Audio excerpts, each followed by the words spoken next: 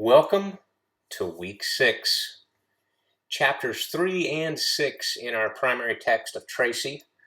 We'll start with chapter 3, where the author introduces some paradigms of viewing knowledge and reality. Also introduces 7 key territories of qualitative research.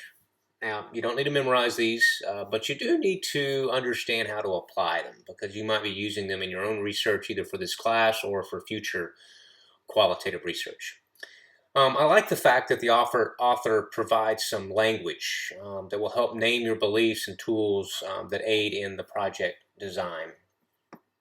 In chapter 3, the author also reviews 4 primary research paradigms and describes the ways in which qualitative research is situated inside those paradigms. Now, it's important that you have a basic understanding of these paradigms. It's useful for entering the conversation of research, and more importantly, it helps ensure that your methodological practices are consistent with your way of understanding knowledge and reality. So let's review some terms that are common in academia.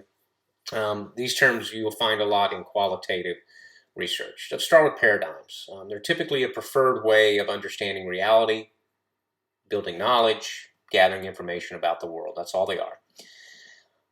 Paradigms can differ. There's the ontology, which is the nature of reality. There's epistemology, which is the nature of knowledge.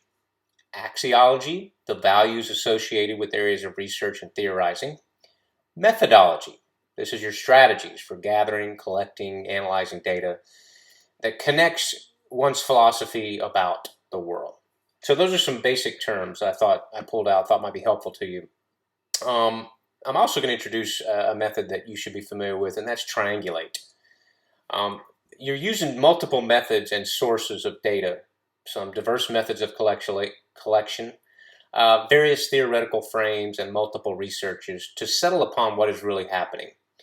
Now, I think I've shared with you before that I used to be a surface warfare officer, so when we're at sea, we use triangulation as well. We call it dead reckoning. And so if you're in the middle of a channel, you take 3 bearings, right? And so I know if I've got one this way, one coming this way, and one coming this way, those 3 will cross, and where they cross is where we are located.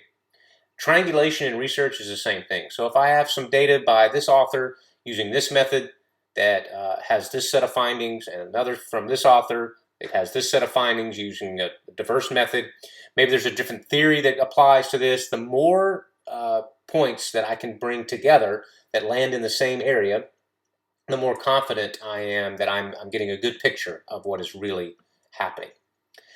You may want to look at exercise 3.1. This talks about empathetic understanding. I think that empathy goes a long way in life in general, but if you're going to be a qualitative researcher, empathy is a key characteristic to have. You need to connect with those you're researching.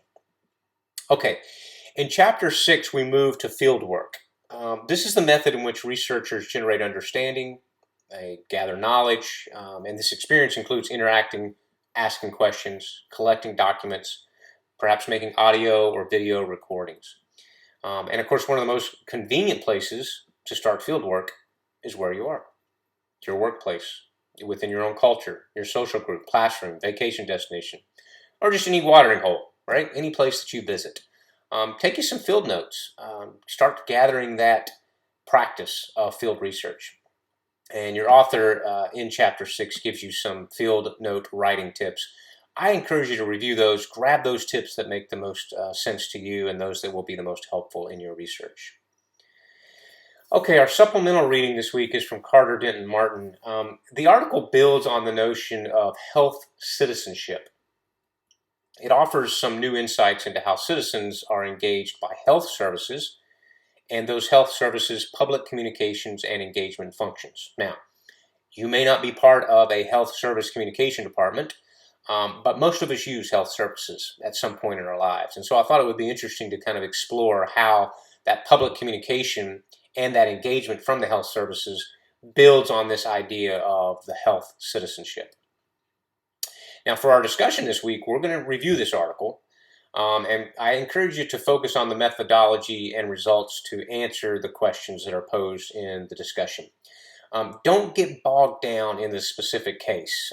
It's about the England's new National Institute of Health. I don't have a lot of knowledge about that. Perhaps you do, but regardless of whether you do or don't, that's not the point, right? So don't get sidetracked on the study itself, but rather see what practices you can glean and how you can apply that to your research, and more specifically, how you can apply it to that discussion post. So this week, as always, stay ahead with your assignments, stay engaged in your discussion board, and of course, enjoy your time of learning.